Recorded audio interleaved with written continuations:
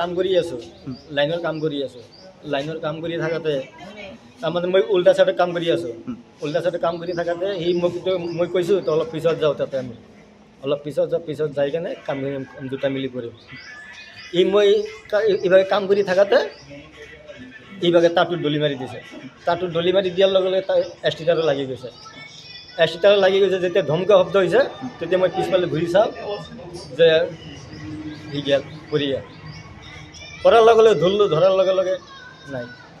কোন ঠাইত কাম কৰি আছিলে? বগৰীহাটী। কিহৰ কাম? বগৰীহাটী বোলে হেৰিত কাটি গৈছে। কিহৰ কাম কৰি লাইনৰ কাম, পেণ্ডেলৰ পূজা, শিৱ পূজা। কি নাম ল'ৰাজনৰ? নামটো বা কি? ৰিজু আহমেদ। তেখেতৰ ঘৰ ক'ত?